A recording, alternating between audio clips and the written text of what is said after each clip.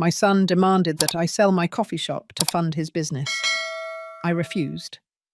He cut off all relations with me. 15 years later, a homeless young man showed up at the shop looking for a job. He had familiar eyes that immediately intrigued me. "Who is your mother, and where do you live?" I asked him, feeling something in my chest tighten. His answer revealed my son's dark secret, a secret that had been buried for 15 years, a secret that would change everything. But let me tell you from the beginning, because this story started long before that boy walked through the door of my coffee shop. I was 49 years old when I became a widow. My husband, George, died of a sudden heart attack one Sunday morning while we were having coffee in this very coffee shop that he had built with his own hands. I was devastated. The world lost its colour. But I was also left with this little gem. A modest but stable business, with loyal customers and enough income to live decently. It was everything I had. It was George's legacy. It was my reason to get up every morning. Robert was 20 years old then.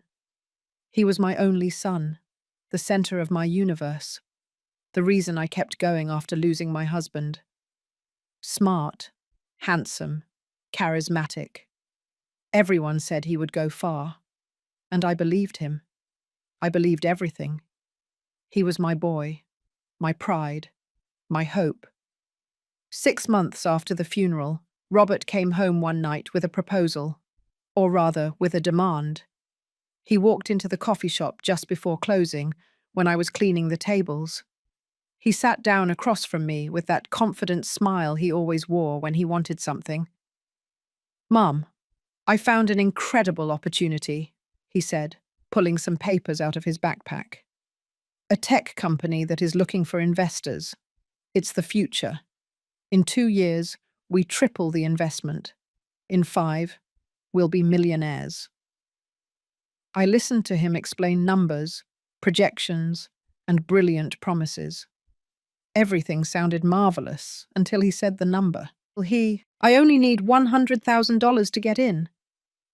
$100,000? It was exactly the value of the coffee shop. He knew it. I knew it. The silence between us became heavy. I finally understood where all this was going. "You want me to sell the coffee shop?" I said, feeling my throat close up. "It's just a business, Mum. We can get something better later. This is an investment in our future." Our future? As if he were going to share it with me. As if he wasn't asking me to sacrifice everything I had left of George, all my livelihood, all my security, for a dream that wasn't even mine. I told him no. I explained that the coffee shop was all I had, that it was my way of honouring his father, that at 49 years old I couldn't risk my future on an uncertain gamble. I told him I loved him, that I wanted to see him succeed, but that I couldn't do this. He insisted. Once, twice, 3 times. Every conversation grew tenser. Every rejection from me made him angrier. I stood firm, even though every no tore me up inside. Then his face changed. The last night he came, there was no longer any tenderness in his eyes. There was only coldness, something hard and cruel that I had never seen in my son before. "You're selfish," he told me, the words dropping like stones. "Dad would be disappointed in you. You prefer your mediocre little coffee shop over your son's future, over my happiness." I felt as if he had slapped me. Tears rolled down my cheeks, and I couldn't stop them. I begged him to understand. I told him I loved him more than anything in the world, but that I couldn't do what he asked. "Then we have nothing more to talk about," he replied, standing up. A week later, he came back. This time, he wasn't alone. He had a woman on his arm, a woman I knew very well. Isabel. I had hired her as a waitress 3 months earlier. She was young, maybe 23 or 24, with that striking beauty that makes men lose their minds. Long, dark hair, green eyes, a smile that promised dangerous things. But she was also trouble. She was constantly late. She treated customers badly. And I finally discovered she was stealing from the tip money. I fired her immediately. Now she was there, hanging on my son's arm, wearing a dress that was too tight, looking at me with a triumphant smile that chilled my blood. "Isabel and I are together," Robert announced, as if he were introducing me to a princess. "We're leaving the city. We're going to build our future away from here, away from you." The world tilted under my feet. I felt nauseous. Was this revenge? Was he using that woman, that thief, just to hurt me? "Robert, please," I whispered. "She's not a good person. She stole from this coffee shop. You can't trust—" "I'm not going to listen to this," he interrupted, raising his hand. "You never supported me. You never believed in me. Isabel does believe. She does love me." Isabel laughed, a soft, venomous laugh. "Goodbye, Vera," she said, using my name as if we were friends. "Thanks for everything." They left that same night. Robert never called again. He never wrote, no birthdays, no Christmases, not a single word in 15 years. He disappeared from my life as if I had never existed. As if the 20 years I spent raising him, loving him, sacrificing for him, meant nothing. The first few months were hell. I cried every night. I woke up waiting for a call that never came. I checked my phone 100 times a day. Nothing. Absolute silence. Little by little, I learned to live with the emptiness. The coffee shop became my refuge. My customers became my family. Martha, a sweet woman who came every morning for her latte, became my confidant. She knew the whole story. She held me up when I thought I couldn't go on. The years passed. 49 turned into 50, then 60. Now I was 64 years old. My hair was completely grey. My hands trembled a little in the mornings. My back hurt after a long day. But I was still here. I was still standing. I was still serving coffee and smiling at customers, even though I was still broken inside. And then, one rainy Tuesday afternoon, the door of the coffee shop opened. A boy walked in. Young, maybe 19 years old. He was soaked, his clothes dirty and torn, his hair too long, covering part of his face. His shoes were destroyed, showing his toes. He carried an old backpack on his back. He stood by the door, as if he didn't know if he had the right to be there. Then he looked at me, and I felt my heart stop. Those eyes. My God, those eyes. They were Robert's eyes. Exactly the same. The same dark brown color. The same shape.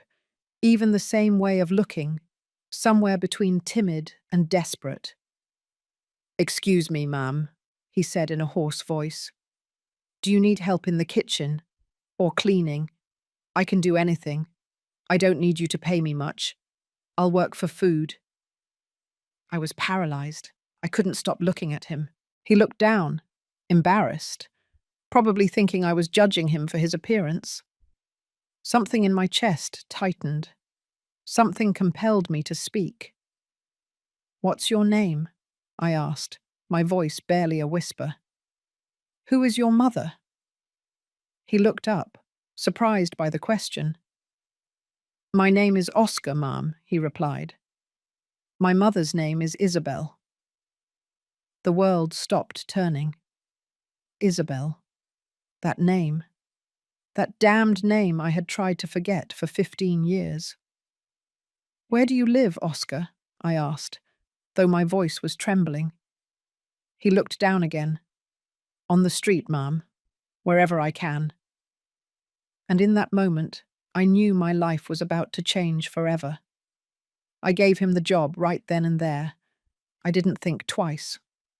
Something inside me screamed that I couldn't let him go, that there was a reason this boy had appeared in my coffee shop after 15 years of silence. a reason I couldn't fully comprehend yet, but that I felt in every fibre of my being. "You can start tomorrow," I said, trying to keep my voice steady. "At 0 hour 6 minutes. I'll pay you $50 a day, plus food. Does that sound fair?" Oscar's eyes lit up as if I had offered him the whole world. They filled with tears, but he held them back by blinking quickly. "Thank you, Mom. Thank you. I won't disappoint you. I promise." Before he could leave, I stopped him. "Wait, have you eaten today?" He hesitated. Then he shook his head, embarrassed. "Sit down," I ordered, pointing to a table by the window. "I'm going to make you something." I made him a large chicken and cheese sandwich, served him hot soup, gave him a generous slice of chocolate cake that was left over from the day before, and filled a large cup of latte for him. I watched from behind the counter as he devoured everything in minutes, like a hungry animal who didn't know when he would eat again. When he finished, he looked up at me with those eyes that reminded me so much of my son, and he smiled. A timid, but genuine smile. A smile Robert had never given me, even as a child. "That's the best meal I've had in months, Mom," he said. "Thank you very much." "Call me Ms. Vera," I replied, feeling something loosen in my chest. "Everyone calls me that." I couldn't sleep that night. I stayed awake in my small apartment above the coffee shop, turning everything over. Isabel, Oscar, Robert's eyes, the dates. The boy had said he was 19 years old when I asked his age before he left. 19 years. Robert had left 15 years ago with Isabel. The numbers could add up perfectly. Could it be possible? Could Oscar be Robert's son? My grandson? The idea took my breath away. It filled me with hope and terror at the same time. What if it was true? What if Robert had a son and never told me? What if that child had grown up in poverty, on the streets, without knowing he had a grandmother who would have loved him with all her heart? But it could also be a coincidence. Isabel is a common name. Maybe it wasn't the same woman. Maybe I was seeing what I wanted to see, because I had been alone for 15 years, longing for my son, dreaming of some kind of redemption or second chance. The next morning, Oscar arrived 5 minutes before 0 hour 6 minutes.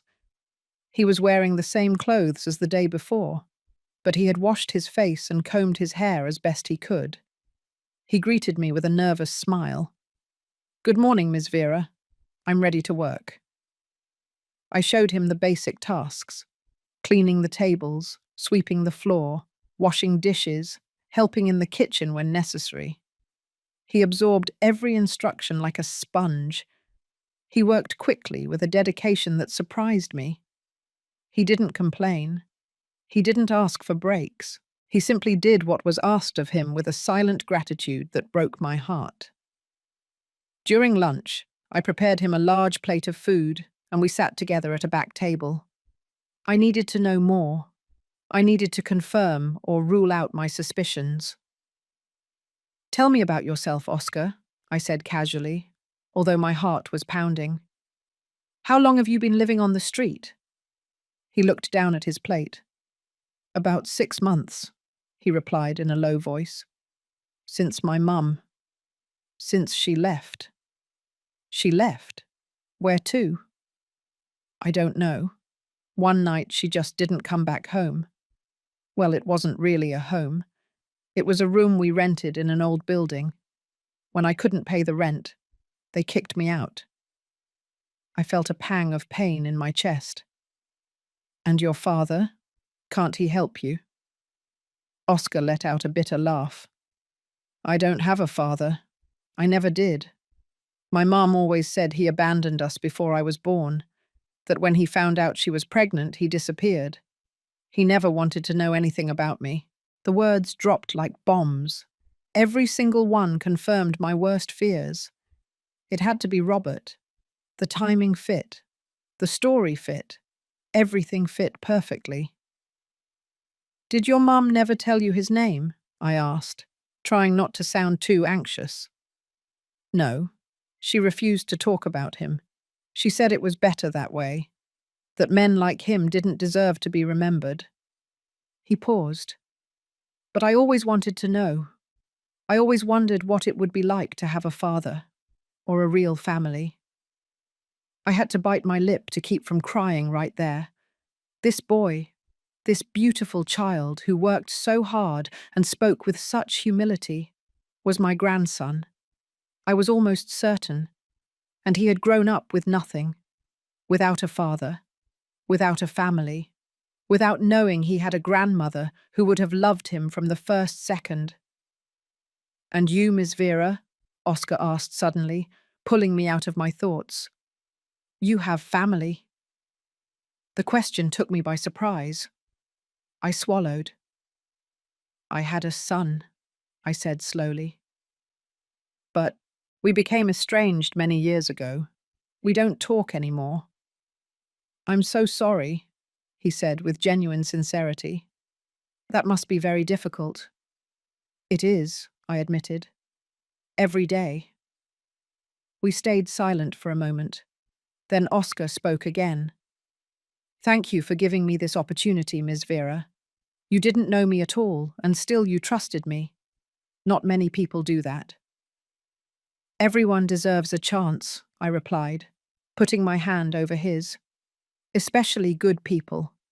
And I can see that you are a good person, Oscar. He smiled, that timid smile that I was already starting to cherish as if it were my own. Days turned into weeks. Oscar worked tirelessly. He arrived early and left late. He learned to make coffee, prepare sandwiches, and deal with customers. He had a natural gift for it. He was kind, polite, attentive. Regular customers began asking for him by name. One afternoon, Martha pulled me aside after Oscar went to clean the back tables. That boy, she said in a low voice. Who is he, really? What do you mean? I asked, pretending not to understand. Vera, I have eyes.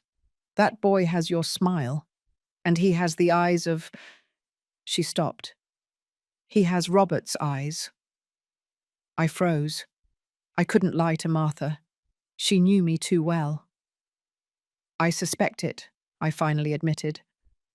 I think he's my grandson. Martha put her hand to her mouth. Are you sure?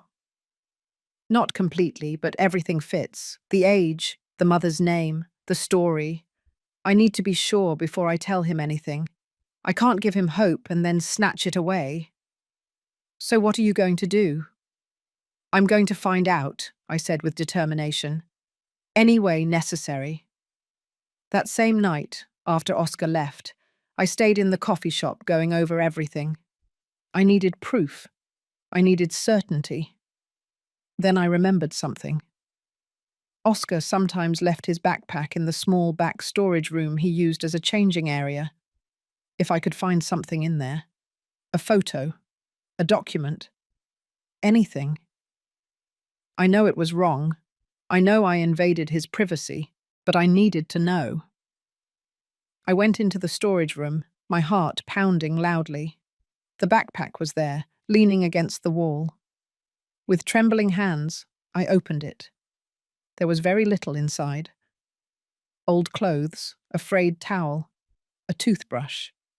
And at the very bottom, wrapped in a plastic bag, I found an old, worn photograph. I carefully took it out and looked at it under the light. It was Isabel. Younger, but definitely her. She was smiling, wrapped around a man who was facing away. I could only see part of his dark hair and his broad back. But I recognized the shirt. It was the red shirt I had given Robert for his 20th birthday. I turned the photo over. There was a date written in faded blue ink. 15 years ago. My legs gave out. I sat down on the floor of the storage room holding that photograph, and I cried. I cried for all the lost years, for the grandson I never knew, for the son who had abandoned me. for all the pain that could have been avoided. Oscar was my grandson. There was no doubt. I put the photograph back exactly as I had found it and zipped up the backpack. I left the storage room with trembling legs and a broken heart. I sat at one of the coffee shop tables, in the darkness, trying to process what I had just confirmed. Oscar was my grandson, my blood, Robert's son, and he had grown up with nothing, without a father, without a family, sleeping on the streets like an abandoned dog. While Robert, what had Robert been doing all these years? Did he even know he had a son?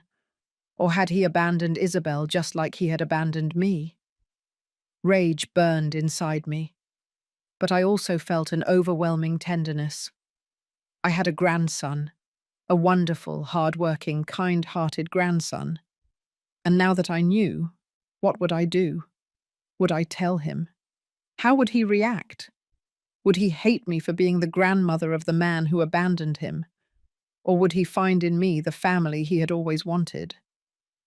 I decided to wait. I needed to be completely sure. I needed definitive proof. The next day, when Oscar arrived for work, I waited until he went to the restroom. I quickly took a glass he had used and put it in a bag. In the afternoon, I pulled a hair from my own brush. I took them to a private lab downtown. I need a DNA test, I told the receptionist, to confirm if we are family. She looked at me with professional compassion. The results will be ready in 5 business days, ma'am. Those 5 days were torture. I kept treating Oscar normally, but every time I looked at him, I saw Robert. I saw my grandson. I saw everything I had lost and everything I could recover. Oscar was still sleeping on the street. That killed me. One night after closing, I called him over before he left. "Oscar, I want to propose something to you," I said. "There is a small storage room in the back of the coffee shop. It has enough space for a mattress. It's not much, but it's better than the street. You can stay there if you want." He looked at me with wide eyes. "Really, Miss Vera, I don't want to take advantage of your kindness." "It's not taking advantage. It's common sense. I need you to arrive on time every morning, and you can't do that if you're sleeping in a park who knows how many miles from here." It was a half-truth. The truth was, I couldn't stand the idea of my grandson sleeping on the street for one more night. "I don't know how to thank you," he said, his voice breaking. "By working hard. That's all the gratitude I need." That same night, I helped him set up an old but clean mattress in the storage room. I gave him sheets, a pillow, a small lamp. It wasn't much, but when I saw his face light up with happiness, I knew it was everything to him. "I haven't had a bed in years," he confessed to me, touching the sheets as if they were silk. "Thank you, Miss Vera. You are the kindest person I have ever met." I had to turn away so he wouldn't see me cry. The days passed, and my bond with Oscar grew stronger. We started having breakfast together every morning before opening the coffee shop. He told me stories of his difficult childhood. I told him stories of my husband George and how we had built the coffee shop from scratch. I never mentioned Robert. Not yet. Not until I had the proof in my hand. One morning, while I was preparing pancakes, Oscar asked me a question that took my breath away. "Miss Vera, can I ask you something personal?" "Of course, son," I replied, and the word son came out of my mouth without thinking. "Your son, the one you said you became estranged from. What happened? Why did you stop talking?" I stood still in front of the stove.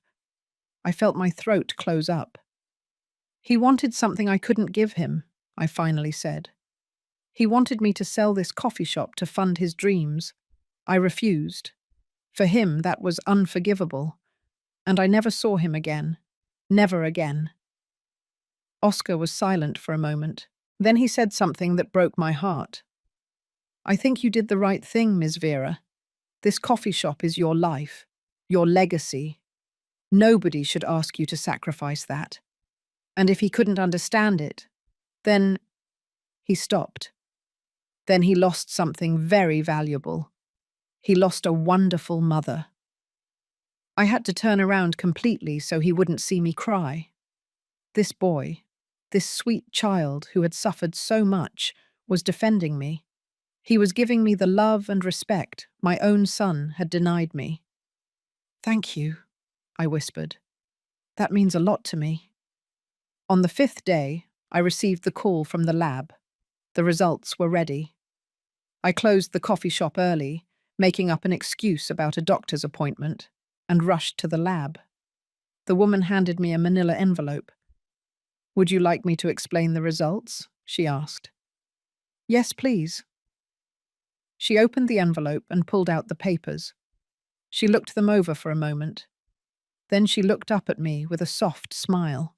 "According to the DNA tests, there is a probability of 99.9% that you share a grandmother-grandson bond. There is no doubt, ma'am. He is your grandson." The world stopped. Even though I already knew it in my heart, hearing it out loud, seeing it written on paper with an official seal, made everything real. Absolutely real. "Thank you," I managed to say, taking the papers with trembling hands. I walked out of the lab as if in a dream. I had a grandson. Oscar was my grandson. My family, my blood. And now I had to tell him, but how? When? And what would happen next? That night, when I returned to the coffee shop, Oscar had already finished cleaning everything. He was waiting for me with a smile, eager to tell me that he had managed to memorize all the recipes for the special sandwiches. "Ms. Vera, are you okay?" he asked, noticing my expression. "You look pale." "I'm fine, son," I said, and this time the word son carried all the weight of the world. "I'm just tired, it's been a long day. Would you like me to make you some tea? I learned to make it just how you like it." "That would be perfect." We sat together in the empty coffee shop, drinking tea, talking about trivial things. But my mind kept spinning. I had to tell him. He deserved to know the truth. He deserved to know he had family, that I was his grandmother, that he would never be alone again. But I was also scared. What if he got angry? What if he blamed me for not looking for him sooner? What if he hated Robert so much that he didn't want anything to do with me? "Oscar," I began, feeling my pulse quicken. "There's something I need to ask you." "Of course, Miss Vera. Anything." "Your mother, Isabel, what was she like?" He looked down at his teacup. "She was complicated," he said slowly. "When I was little, she was affectionate. She told me stories. She made me laugh. But then she started drinking, more and more. She became different, angry, sad. She always said that life had betrayed her, that the man she loved had left her pregnant and abandoned her. I don't think she ever got over it. She worked, sometimes, temporary jobs, waitressing, mostly. But she never lasted long anywhere. There were always problems." He shrugged. "We moved a lot. Different cities, different rented rooms. I learned not to get attached to any place because I knew we wouldn't last there." "And did she never mention your father's family? His parents? To you? Your paternal grandmother?"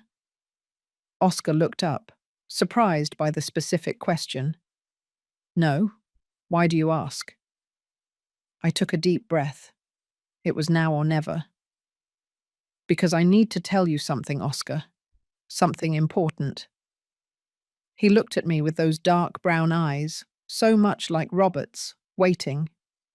But before I could say another word, the coffee shop door opened with a loud bang.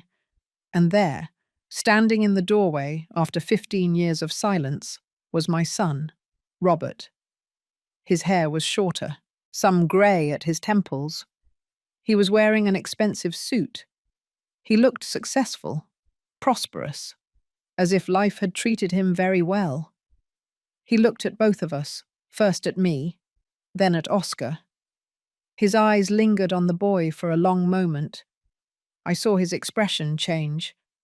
First confusion, then recognition, then something like panic. "Mum," he finally said, his voice tense. "We need to talk." The silence that followed was deafening. Oscar looked at me, confused.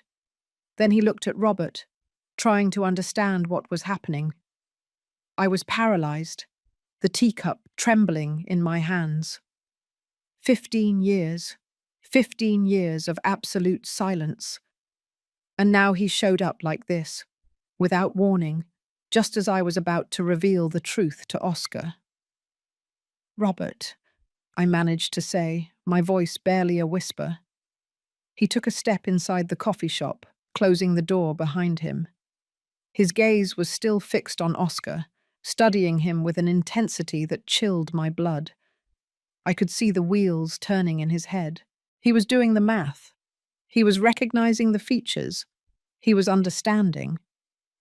"Who is he?" Robert asked, although from his tone I knew he already knew. Oscar slowly stood up, cautiously, like an animal sensing danger. "I'm Oscar," he said. "I work here. And you?" "My son," I replied before Robert could speak. "He is my son, Robert." I saw Oscar's eyes widen in surprise. He looked at Robert with new attention, searching for similarities, trying to understand why this man dressed in an expensive suit had appeared after 15 years. "Do you need privacy?" Oscar asked politely. "Can I go to the storage room?" "No," I said firmly, taking his arm. "You stay. This involves you, too." Robert clenched his jaw. "Mum, do we really need to talk alone?" "No. After 15 years, I think you lost the right to demand anything. If you have something to say, you say it now, in front of both of us." Robert looked at me with a mixture of frustration and something else. Shame? Fear? I couldn't be sure. He took a deep breath and ran a hand through his hair, a gesture he had made since he was a child when he was nervous. "Fine," he finally said. "Have it your way." He looked directly at Oscar. "How old are you?" 19, Oscar replied, confused. "Why?" "And your mother? What is your mother's name?" Oscar's expression changed. Something on his face hardened, as if he suddenly understood where this was going. "Isabel," he said slowly. "My mother's name is Isabel." Robert closed his eyes. He let out a long, shaky sigh. When he opened them again, there was something in them I hadn't seen before. Pain? Regret? "I knew it," he murmured. "When I saw you sitting there, I knew it immediately. You have her nose, her eyes. You are my son." The world seemed to tilt. Oscar took a step back, as if the words had hit him physically. He looked at me, searching for confirmation, denial, anything that would make sense of what he had just heard. "What?" he whispered. "What is he saying?" "It's true, Oscar," I said softly, although I felt like my heart was going to jump out of my chest. "I just confirmed it with a DNA test. You are my grandson. Robert is your father." Oscar stood motionless. I watched as he processed the information, as his face went through a dozen different emotions. Shock, disbelief, hope. And then, slowly, something darker. Rage. "No," he said, his voice trembling. "Not my father. My father abandoned me. My father left us when my mum was pregnant. My father never wanted to know anything about me. You can't be." He turned toward Robert with clenched fists. You are not my father. A father doesn't abandon his child. A father doesn't leave his family living in misery. I didn't know, Robert said quickly, raising his hands. You have to believe me. Isabel never told me she was pregnant. She never told me you existed. Lie, Oscar screamed, and it was the first time I had seen him lose control. My mom always said she begged you to stay, that she told you she was pregnant and you gave her money to get an abortion. Robert turned pale. I didn't. Things weren't like that. Then how were they? I demanded, feeling my own rage awaken. What did you do to that woman, Robert? What did you do to your son? He slumped into a chair, burying his face in his hands. For a long moment, he said nothing. He just breathed heavily, as if he were struggling with himself. Finally, he spoke, his voice muffled. When I left here, Isabel and I went to another city. I lived with her for a few months. But things went bad. She drank a lot. We fought constantly. I was trying to start businesses, to do something with my life, and she was just self-destructing. He looked up. One night I came home late and found her drunk, crying, saying she was pregnant. She told me it was mine, but I didn't believe her. What? I whispered, horrified. She'd been seeing other men. I knew it. We fought about it all the time. So when she told me she was pregnant, I thought she was trying to trap me, to force me to stay. He ran his hands over his face. I gave her $5,000. I told her to do whatever she wanted with the pregnancy, but that I was leaving, that I didn't want to know anything else about her.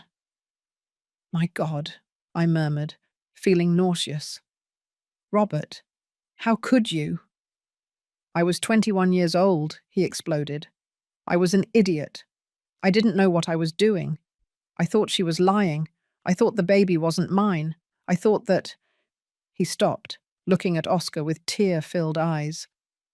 I thought I was making the right decision. But I was wrong. I was wrong about everything. Oscar was trembling. Tears streamed down his cheeks, but he made no move to wipe them away. My mum was right, he said with a broken voice. You abandoned us. You left us with nothing.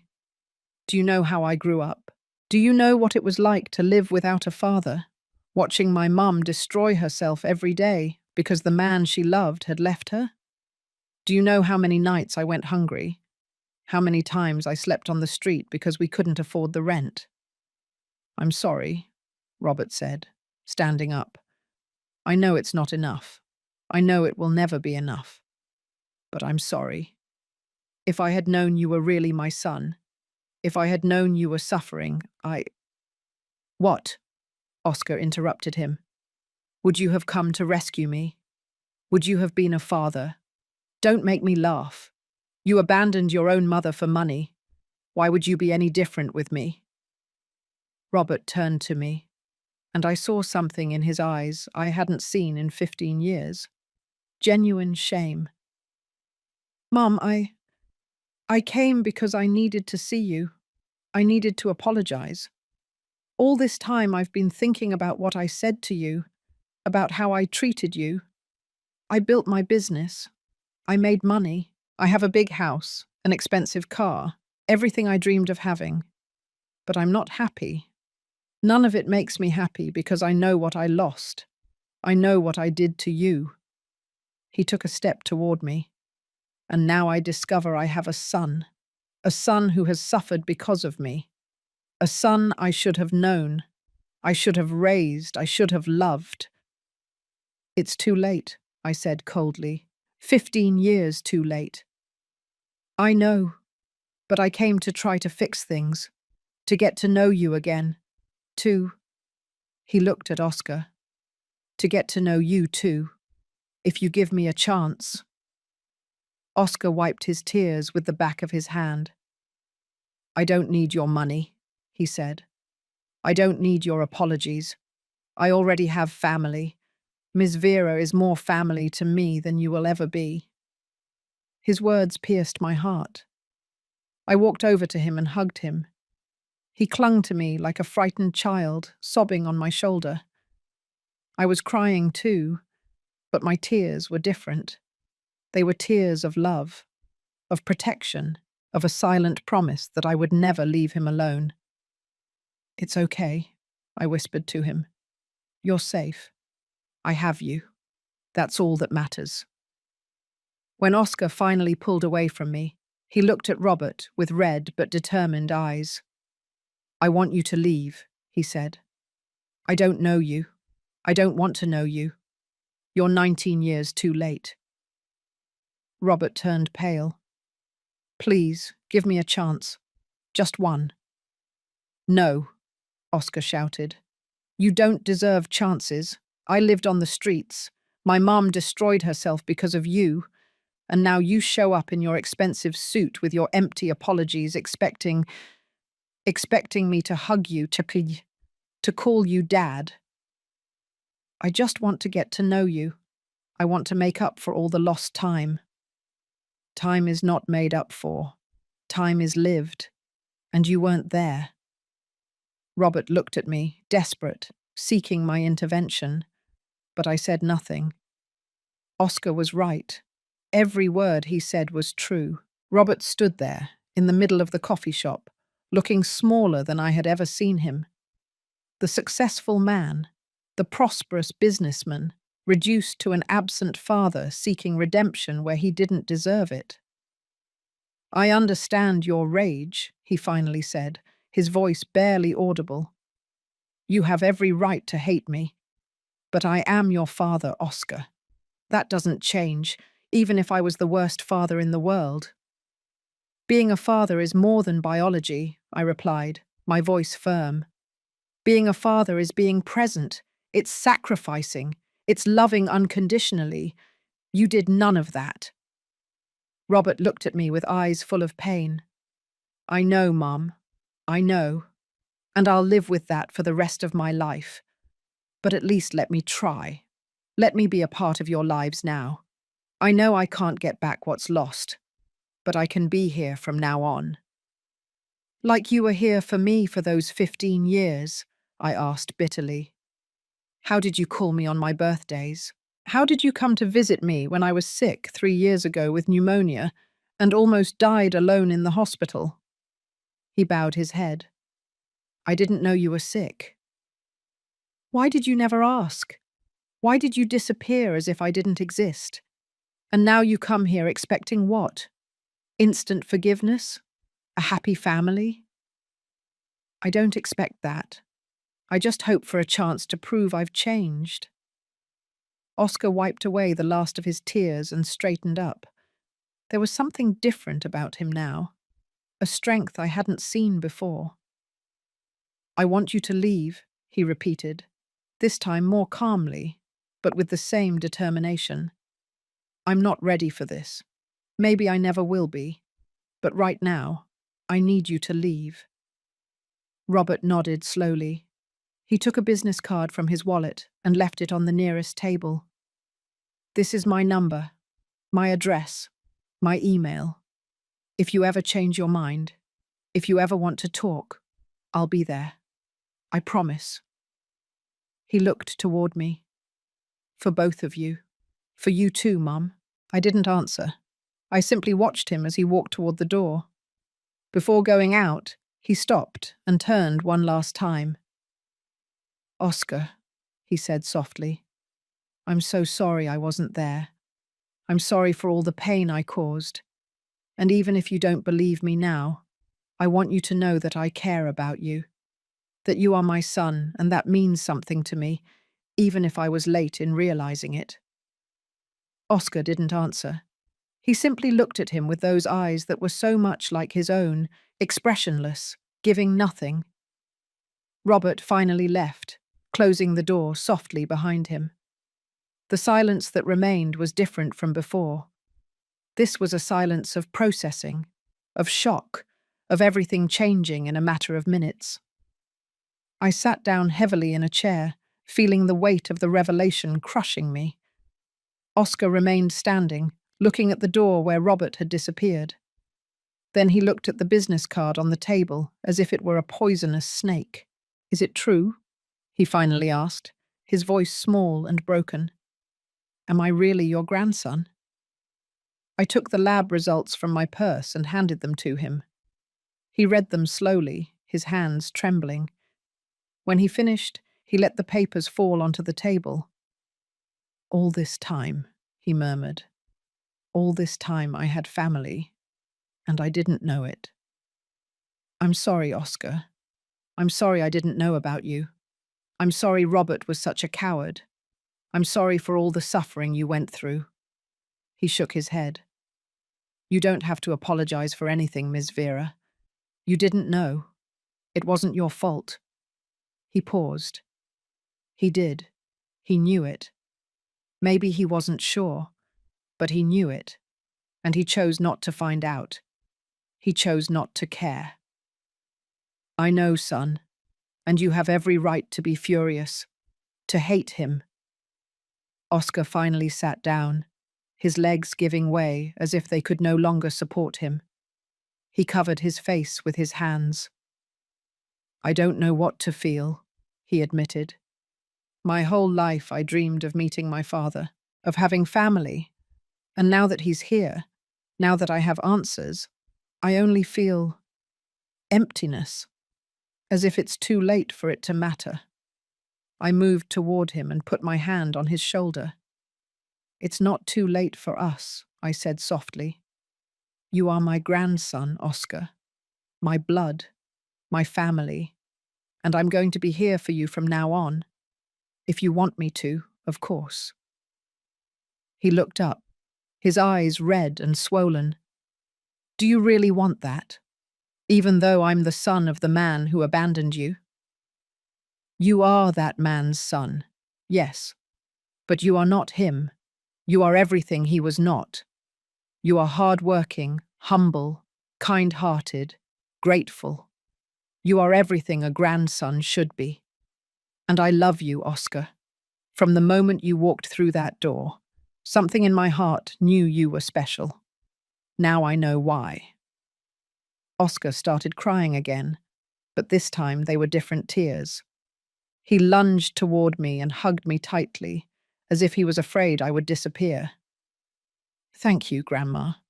Thank you for giving me a chance. Thank you for being my family. I promise I always will," I whispered, stroking his hair. "You will always be my family." We stayed like that for a long time, grandmother and grandson, finding each other after years of being lost from one another. When we finally separated, there was something new between us, a deeper bond, a certainty. "What do we do now?" Oscar asked, wiping his tears. "Now," I said, taking his hand.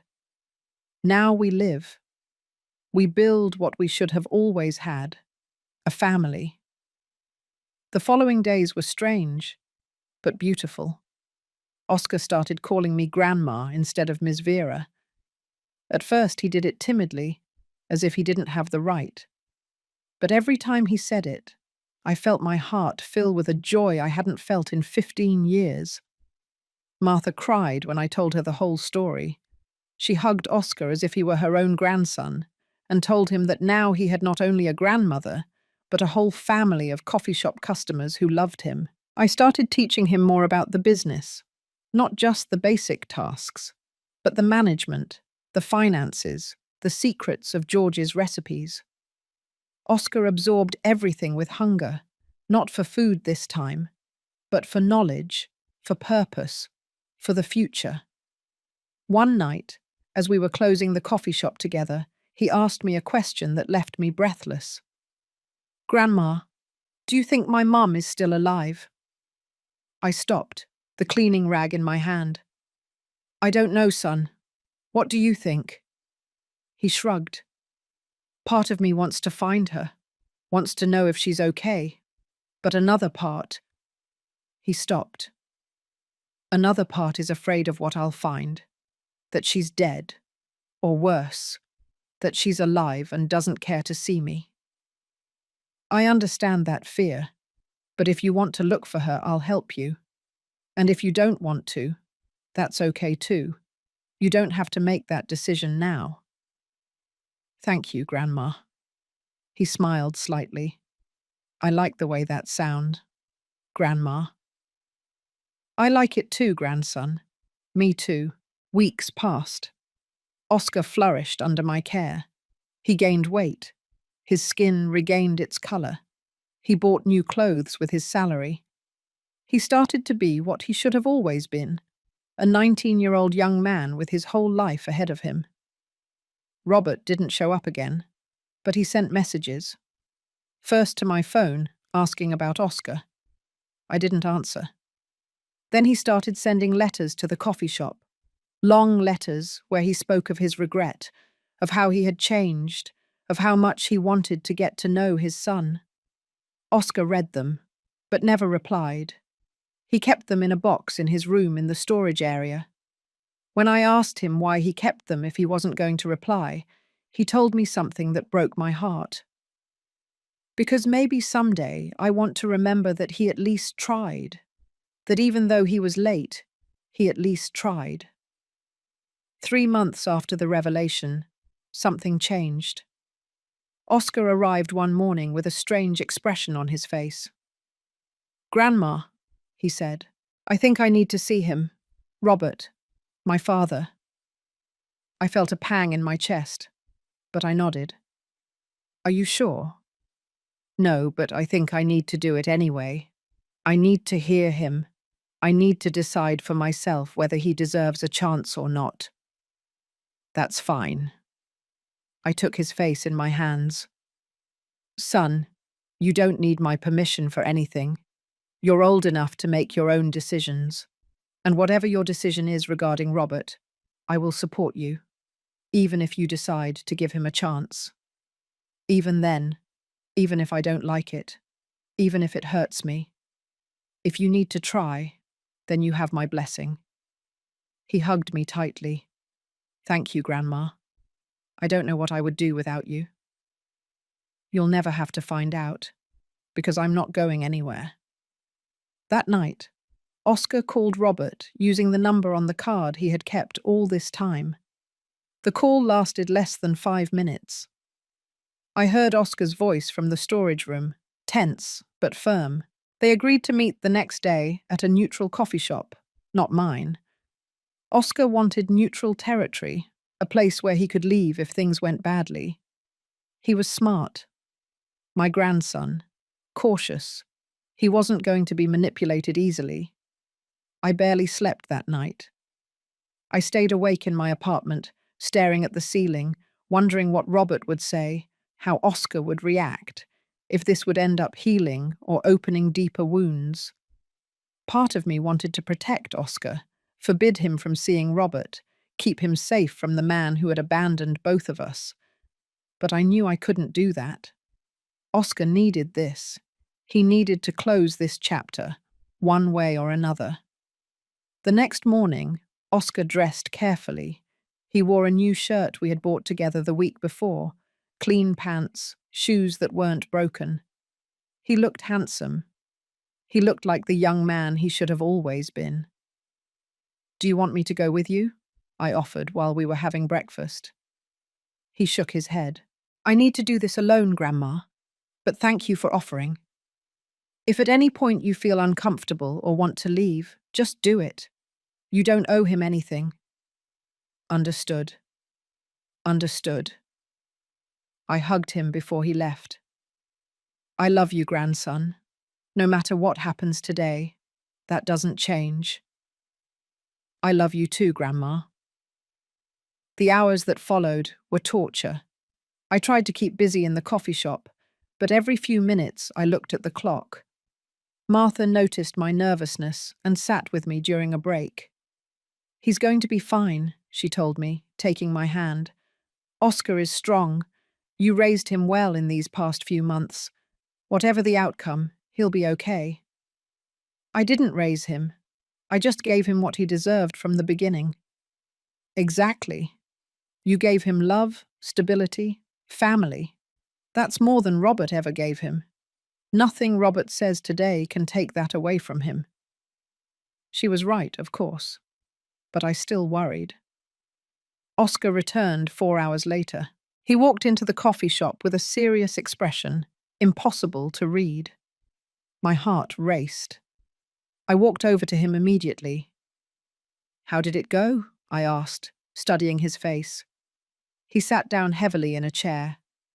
"It was complicated." I sat down across from him, waiting. "He cried," Oscar finally said. "My father cried in front of me. He apologized over and over again. He told me about his life, about how he built his business, about his marriage that ended 2 years ago. He has 2 children. Well, he had. Now he has 3, technically. My half-siblings." He paused. He showed me pictures of them. They're little, 7 and 9 years old. I felt a pang in my chest. Robert had had other children. He had been a father to them in ways he never was to Oscar. "How did you feel seeing that?" I asked softly. "Jealous," Oscar admitted. "Those kids had what I never had. A present father, a home, security." He bit his lip. But I also felt sorry for him because his marriage was destroyed. His wife took the kids, and now he barely sees them. And I knew it was because he didn't know how to be a good husband. Probably because he never faced what he did to me, to my mum, to you. Did he admit that? "Yes," he said. He said he had been running from his past his whole life, but that the past always caught up with him. That his wife left him because she said he was emotionally distant, incapable of truly connecting. And he knows why. Because he abandoned his mother and his son, and he never faced what that meant. I was silent, processing this. It was more self-awareness than I expected from Robert. "And what else did he say?" "He offered me money, a lot of money. He said he wanted to compensate me for all the lost years, that he could pay for my college, buy me a car, whatever I wanted." My blood ran cold. "And what did you say?" Oscar looked me directly in the eyes. I told him I didn't want his money, that if all he could offer me was money, then he hadn't understood anything. I felt pride flood through me. And how did he react? He was quiet for a long time. Then he said I was right, that money was the easy thing, that the difficult thing was being present, being vulnerable, building a real relationship. Oscar rubbed his face. He asked me to give him a chance to try, not as a purchase, not as compensation, just as father and son, starting from scratch. "And how do you feel about that?" Oscar took a moment to answer. I could see the struggle in his eyes, the conflict between the boy who always wanted a father and the young man who had learned to survive without one. "I don't know, Grandma. Part of me wants to give him that chance, wants to believe that people can change. But another part is so afraid he'll disappoint me again, that this will be temporary, that as soon as things get tough, he'll disappear like he did before." "That fear is completely valid," I said, taking his hand. "And no one can tell you what decision to make. But I'll tell you this. If you decide to give him a chance, do it with your eyes open. Give him a chance, yes, but don't give him all your heart right away. Let him earn it. Let him prove with actions, not with words, that he has changed. And if he doesn't change, what if he hurts me again? Then you will have learned that you tried, that you were the bigger person, and you'll have peace knowing that you did your part. And I'll be here to help you heal, as always." Oscar nodded slowly. I told him we could try, but with conditions. No money, no grand gifts, just time, occasional dinners, conversations, really getting to know each other. That sounds fair. I also told him that you were important to me, that if he wanted to be a part of my life, he had to fix things with you too, that he couldn't have a relationship with me while ignoring his own mother. Tears burned my eyes. You really told him that? Yes. I told him that you had been more family to me in 3 months than he had been in my whole life, and that if he couldn't respect that, then we had nothing to talk about. I hugged him tightly, not caring that the coffee shop customers saw us. Thank you, grandson, but you don't have to fight my battles. My relationship with Robert is my responsibility. But Grandma, you taught me that family defends each other, and you are my family, the only one that truly matters. The months went on. Robert began to show up occasionally. At first it was tense, awkward. He would come to the coffee shop and order coffee. He would sit with Oscar at a corner table and talk. I watched them from a distance, alert to any sign that Oscar was uncomfortable or unhappy. But slowly something began to change. The conversations became less forced. I saw Oscar laugh once at something Robert said. I saw Robert listen with genuine attention when Oscar told him about his day. With me, Robert was careful, respectful. He didn't demand anything. He just asked permission to be there, to see his son. I was cold but polite. I wasn't ready to forgive him, and he seemed to understand that. One afternoon, after one of their visits, Robert approached me as I was cleaning the counter. "Mum," he said softly, "can we talk? I'm busy. Please, just 5 minutes." I sighed and put down the rag. 5 minutes. We sat at the same table where years ago he had asked me to sell the coffee shop. The irony was not lost on me. "I want to thank you," Robert began, "for taking care of Oscar, for giving him what I never did, for being the family he deserved. I didn't do it for you. I know, you did it for him, because you are a good person, better than I ever was." I remained silent. "I also want to apologize," he continued. "I know I already said it, but I need to say it again. What I did to you 15 years ago was unforgivable. I abandoned you when you needed me most. I blamed you for not sacrificing your life for my selfish dreams. And then I disappeared like a coward. Why now, Robert? Why after 15 years of silence do you suddenly care?" He looked down. "Because my life fell apart. My marriage ended. My children hate me because I was never really present. I built a business empire, but I destroyed everything that really mattered. And one night, 6 months ago, I was alone in my big, empty house, and I realized I had no one. No one who truly knew me. No one who cared about me beyond the money I could give them." He looked up, his eyes red. "And I thought of you, of how I treated you, of everything I lost when I abandoned you. And I knew I had to come back, that I had to at least try to fix what I broke. And finding Oscar was just a coincidence, completely. When I saw him there with you, when I understood who he was, it was as if the universe was giving me a second chance that I didn't deserve." "You're right," I said coldly. "You don't deserve it." He nodded, accepting the blow. "I know, but I'm going to try to earn it anyway, every day, for the rest of my life if necessary." A full year passed, a year of slow but constant changes. Oscar turned 20 years old, and we celebrated in the coffee shop with all the regular customers. Martha baked a huge cake. There was laughter, hugs, tears of joy.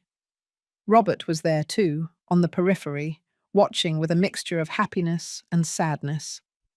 He knew it wasn't his place to be in the center, but Oscar had invited him, and that was something. During that year, I saw my grandson flourish in ways I never imagined. He enrolled in night classes at the community college.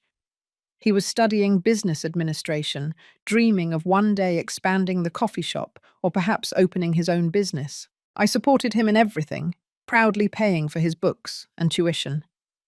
The relationship between Oscar and Robert grew slowly. They had dinner together once a week. Robert taught him about business, about investments, about practical things a father should teach his son. But there was still a distance there, an invisible barrier that neither of them knew how to fully cross.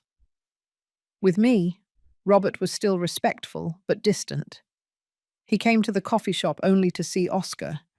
He didn't try to force conversations with me. He didn't repeatedly ask for forgiveness. He was simply there, trying to show with actions that he had changed. I still hadn't forgiven him. I wasn't sure if I ever could. The pain of those 15 years of abandonment didn't disappear simply because he had returned repentant. But then something happened that changed everything. It was a slow, quiet Tuesday afternoon. Oscar was in class. I was alone in the coffee shop, preparing inventory for the next day. The door opened and a woman walked in. She was skeletal thin, with dirty, matted hair, greyish skin, and sunken eyes. She wore ragged clothes and smelled of alcohol and grime. She staggered to the counter and looked at me with glassy eyes. "Do you have food?" she asked in a raspy voice. "Yes," I replied automatically. "What would you like?" She rummaged through her pockets and pulled out some dirty coins. "How much can I get with this?" I counted the coins. $2.50. Enough for a coffee, maybe. "This will get you a sandwich and coffee," I lied, pushing the coins back toward her. "On the house." She looked at me in surprise, then with tears in her eyes. "Thank you. God bless you." While I was making her sandwich, she sat at a table near the window. There was something familiar about her, but I couldn't identify what. When I brought her the food, she pounced on it like a hungry animal. "When was the last time you ate?" I asked softly. "I don't know. 2 days, maybe 3. Everything is confusing lately." She took a long sip of the coffee. I sat down across from her. "Do you have somewhere to stay?" She shook her head. "I lost my room months ago. I've been in shelters, on the street, wherever." "Do you have family? Someone who can help you?" Her face contorted into something like pain. "I had a son, but I lost him. It was my fault. All my fault." Something in my chest tightened. What happened to him? I couldn't take care of him. I couldn't even take care of myself. One day I just left. I left him alone. I thought he would be better off without me. But now, her voice broke, now I don't know if he's alive or dead. I don't know where he is. And it's my fault. All my fault. "What is your son's name?" I asked, although something in me already knew the answer.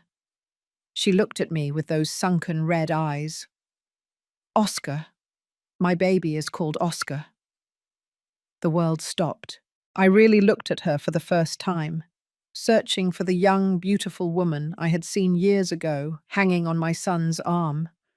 She was there, buried under years of addiction and pain. But she was there. "Isabel," I whispered. She started. "How do you know my name?" I was silent for a long moment, my heart beating so hard I thought it would burst out of my chest. This woman, this broken and destroyed woman, in front of me was my grandson's mother. She was the woman who had raised Oscar in poverty. She was the woman who had abandoned him. She was the woman who had been with my son. "I am Vera," I finally said. "Robert's mother." The colour drained from her face. She tried to stand up. but her legs didn't support her. No, no, I have to go. I shouldn't have come here. Sit down, I ordered firmly. Please, sit down. She obeyed, trembling.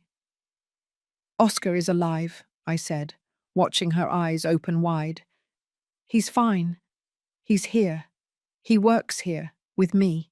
Isabel began to sob, a heartbreaking cry that came from the depths of her being. Really? My baby is okay? Yes, he's more than okay. He's studying in college. He's healthy. He's safe. Thank God. Thank God. She covered her face with her hands. I thought I had killed him. I thought he had died on the street because of me. It almost happened, I said honestly. He was living on the street for months after you left. But he came here, and I took him in. She looked at me with something like astonishment. Why? Why would you help him, after everything that happened between your son and me? Because he's my grandson. Because he's family. And because he deserved to have what you both denied him, a home. Isabel flinched at my words. You're right. I was a terrible mother, the worst human being. My baby deserved much better than me. Yes, he deserved it. But he's here now, and the question is, what are you going to do now? What do you mean? Are you going to continue destroying yourself, or are you going to fight for your life? For your son? She shook her head violently. I don't deserve to see him. Not after what I did. It's better if he thinks I'm dead. That's not your decision, I said firmly. It's his. Oscar deserves to know you're alive. He deserves to decide if he wants to see you or not. He'll hate me. He should hate me. Maybe, or maybe not. But he deserves the opportunity to decide. Isabel cried silently for a long time. I waited, giving her time to process. I'm sick, she finally admitted. My liver is failing. The doctors at the free clinic told me that if I don't stop drinking, I don't have much time left. And have you stopped drinking? I'm trying. Every day I try. But it's so hard. Alcohol is the only thing that makes the pain go away. What pain? The pain of losing everything. Of losing Robert. Of losing my son. Of knowing that I ruined the only good things in my life. I sighed deeply. This woman was a victim too, in her own way. A victim of her own decisions. Yes, but a victim nonetheless. Oscar will arrive in 2 hours, I said. You can wait for him if you want, or you can leave now and never come back. You decide. Isabel visibly trembled. I don't know if I can face him. You have 2 hours to decide. She stayed. The 2 longest hours of my life. Isabel sat in silence, drinking coffee after coffee, occasionally trembling. I continued working, serving the few customers who came in, but my mind was on what was to come. How would Oscar react? Would this destroy him? Or would it bring some kind of closure? When Oscar finally walked in, carrying his college books, smiling, telling me about his exam, he didn't immediately notice the woman in the corner, but then she stood up, and he saw her. Time froze. Oscar dropped his books. His face went through a dozen emotions: shock, disbelief, pain, rage. Mom, he whispered. Isabel took a trembling step toward him. My baby, my beautiful baby. No, Oscar said, backing away. No, you're not my mum. My mum abandoned me. My mum is dead to me. I'm sorry, my love, Isabel sobbed. I'm so sorry, Oscar. I'm sorry I left you. I'm sorry for everything. Where were you? He shouted, tears streaming down his face. Where were you when I was sleeping on the street, when I was hungry, when I was scared. I was lost. I was sick. I was trying to survive. I was trying to survive too, but I was a child. I needed you. Isabel fell to her knees, sobbing uncontrollably. I know, I was terrible. I was the worst mother in the world.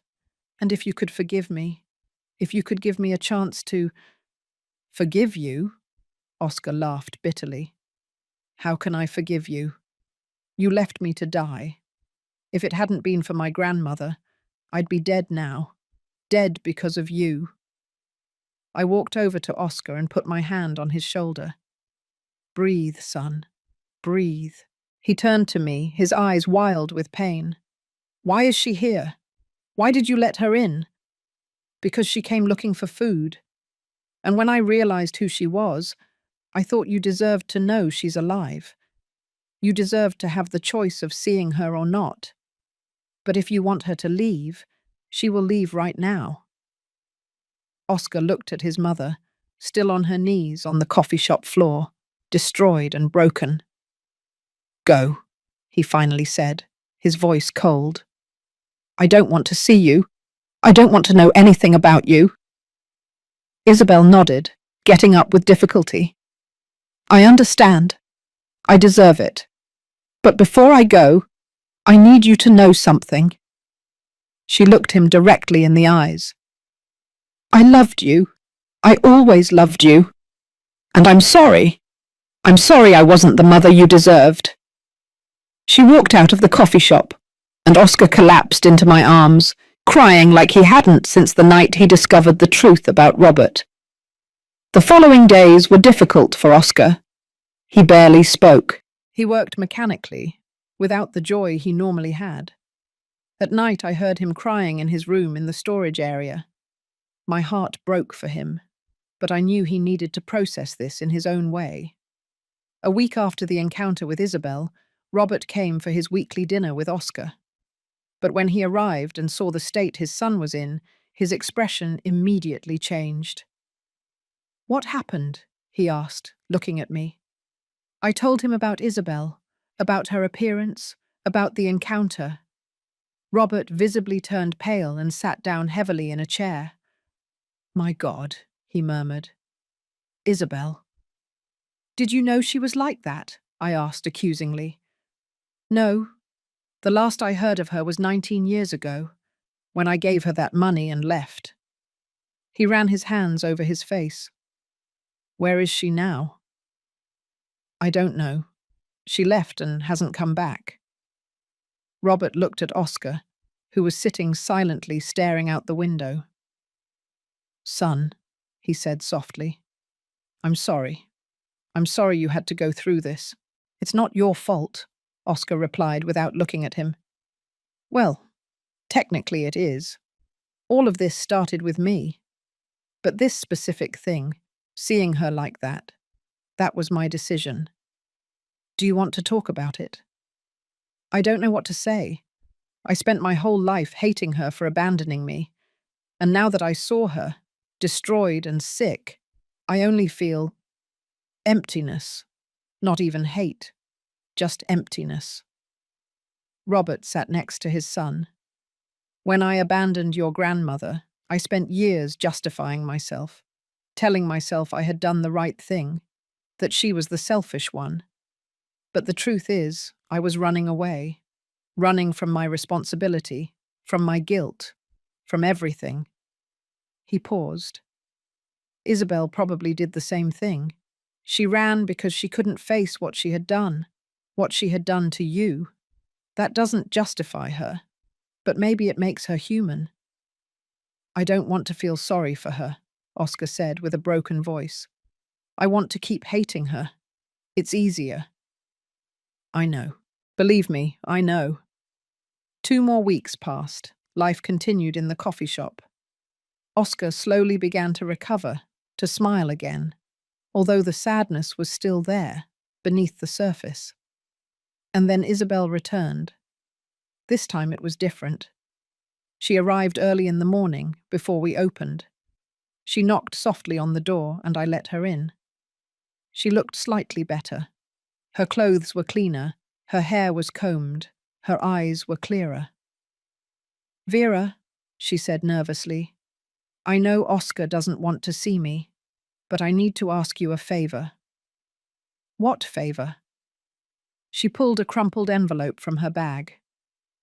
"They're letters. Letters I wrote for Oscar over the years, but never had the courage to send. There are photos, too, from when he was a baby, from when he was little, before everything fell apart." Her hands trembled, holding the envelope. "I know I don't deserve anything from him, but I want him to have this. I want him to know that there were good times, that I loved him, even when I didn't know how to show it." I took the envelope. "Are you seeking treatment for your illness?" She nodded. "I found a rehab center that accepts people without resources. I start next week. I don't know if I'll survive. The doctors aren't optimistic. But I want to try. I want to die knowing that at least I tried." "Should I tell Oscar this?" "No, please. I don't want him to feel like he has to come see me out of pity.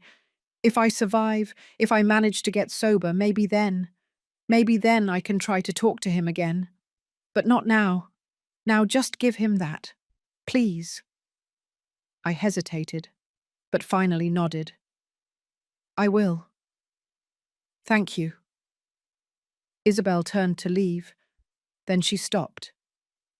"Take care of him. I know you will anyway. But please, take care of him. He's the best thing I ever did in my life, even though I couldn't take care of him myself." "I will. I promise."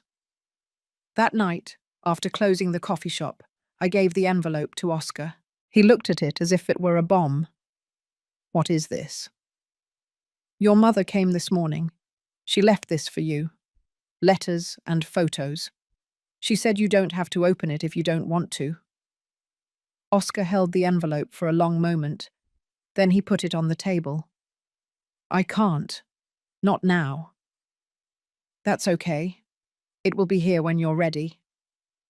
3 months passed. The envelope remained unopened on Oscar's table. He would look at it sometimes, but he never touched it. During that time, something changed in the relationship between Oscar and Robert. They became closer. The weekly dinners became 2 a week. Robert started teaching Oscar to drive. He took him to baseball games. They did things a father and son should have done years ago. And slowly, very slowly, I began to soften toward Robert too. I saw the genuine effort he was making. I saw how he loved Oscar in ways he had never loved me. And although it hurt, it also healed something inside me. One night, Robert stayed after Oscar went to his room. He helped me clean the coffee shop in silence. When we finished, he sat down and looked at me.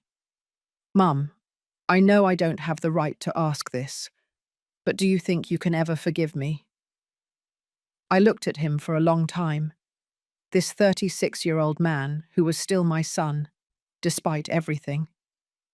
"I don't know, Robert," I said honestly. "Forgiveness is not something I can force, but I see that you are trying, and that counts for something. Can I at least try to recover some of what we lost as mother and son?" I felt tears in my eyes. "We can try, but it will be slow, and you'll have to be patient." I have the rest of my life to be patient. That night, something loosened in my chest. It wasn't complete forgiveness. Maybe it never would be, but it was a start. One day, 4 months after Isabel left the envelope, Oscar finally opened it. I was with him when he did. He pulled out the letters with trembling hands and began to read. There were dozens. Letters written over 19 years. Some from when he was a baby, others when he was a child, the last ones from just months ago. Each one was an apology, a memory, an expression of broken love. The photos showed a chubby, happy baby, a smiling child, moments of happiness before everything fell apart. Oscar cried reading them. I did too. She loved me, he whispered, in her broken and damaged way. She loved me. Yes, son, I think so. Do you think I should look for her? Try to talk to her? That depends on you. What does your heart say? He was silent for a long time. My heart says I'm tired of hating, tired of carrying this pain. It says that maybe, just maybe, I could try to understand her. Not necessarily forgive her, but understand her. Then I think you know what to do. Oscar nodded slowly. I'm going to look for her. I'm going to try to talk to her. One last time. Finding Isabel was not difficult. The rehab center she had mentioned had a record of her. She was still there, fighting her demons day by day. The coordinators told me she was progressing, but her health was delicate. The liver damage was severe. They didn't know how much time she had left. Oscar decided to go alone the first time. I offered to go with him, but he needed to do this on his own. I watched him leave that morning with the envelope of letters under his arm, nervous but determined. He returned 3 hours later with red eyes, but at peace. How was it? I asked, hugging him. Difficult, painful, but necessary. He sat down and took a deep breath. She's very sick, Grandma. The doctors give her maybe 6 months if she's lucky. She's sober for the first time in years, but her body is destroyed. What did you talk about? Everything. The past. Her mistakes. Mine too. I told her how much it hurt me that she abandoned me. She cried and apologized 1,000 times, but she also told me things I never knew, like how my father left her feeling worthless, how depression and alcohol took hold of her, how every day she fought the urge to just disappear. And how did you feel listening to that? Sad, still angry, but also understanding. It doesn't justify what she did, but it helps me understand that she was suffering too, that she didn't abandon me because she didn't love me, but because she didn't know how to love herself. The following months, Oscar visited Isabel regularly, once a week, sometimes 2. I never went with him. That was their journey, not mine. But I saw how it changed him, how he became lighter, more at peace. Robert eventually found out too. He wanted to go see her, but Oscar asked him to wait. That Isabel needed to focus on herself first, without the burden of facing the man who had also hurt her. The business prospered. Oscar had become an invaluable partner. With his modern ideas and my experience, the coffee shop had never run better. We started talking about expanding, maybe opening a second location. When that happens, I told him one afternoon, it will be yours. The coffee shop will be completely yours. Grandma, you don't have to. I want to. You are my family, my legacy, and I can't think of better hands to leave this in than yours. He hugged me tightly. I love you, Grandma. Thank you for saving me. We saved each other, son. 5 months after Oscar started visiting Isabel, we got the call. She was in the hospital. She didn't have much time left. Oscar went immediately. This time, I asked his permission to accompany him. I wanted to say goodbye to the woman who, despite everything, had given me my grandson. Isabel was tiny in that hospital bed, connected to machines that kept her alive. But when she saw Oscar walk in, her eyes lit up with pure love. My baby, she whispered. My beautiful baby. I'm here, Mom, Oscar said, taking her hand. I'm here. She saw me behind him and smiled weakly. Vera, thank you. Thank you for taking care of him when I couldn't. I will take care of him always, I promised. Isabel spent her last hours talking with Oscar, remembering the good times, apologizing for the bad ones, telling him how much she loved him and how proud she was of the man he had become.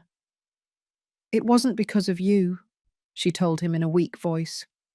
It was never because you weren't enough. You were perfect. I was the one who wasn't enough. But look at you now. You achieved everything I couldn't.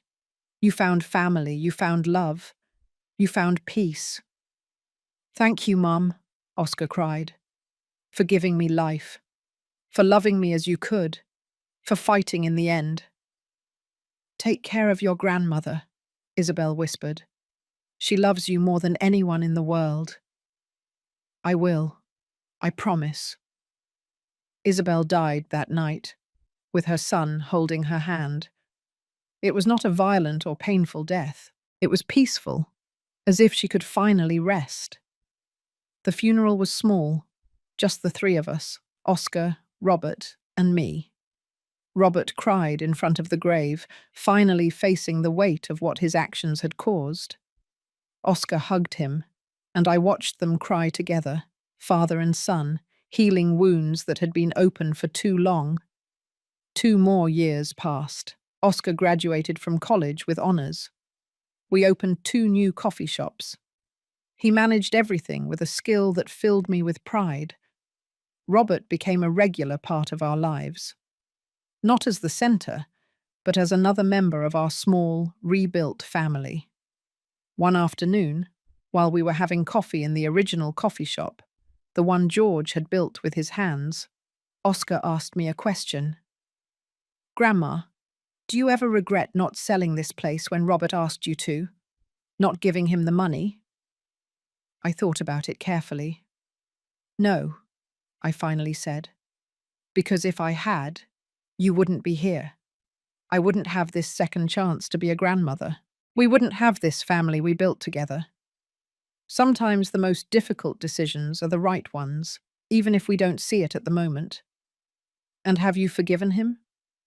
Robert. I looked at my son, who was on the other side of the coffee shop helping a customer. I'm in process. Forgiveness is not a moment, it's a journey, and we are walking it together, slowly. Oscar smiled. You know, I spent years wondering what my life would have been like if my father had stayed, if my mum hadn't been an alcoholic, if I had grown up in a normal family. He took my hand. But now I know that everything had to happen exactly as it did, because it brought me to you, and you are the best family I could have asked for. Tears rolled down my cheeks. You are my family too, Oscar, my unexpected gift, my second chance. That night, after closing, I sat alone in the empty coffee shop. I looked at the tables where so many stories had happened, where George and I had dreamed, where Robert had broken my heart, where Oscar had walked in looking for a job and given me back my life. I thought of all the pain, of all the suffering, of all the lost years.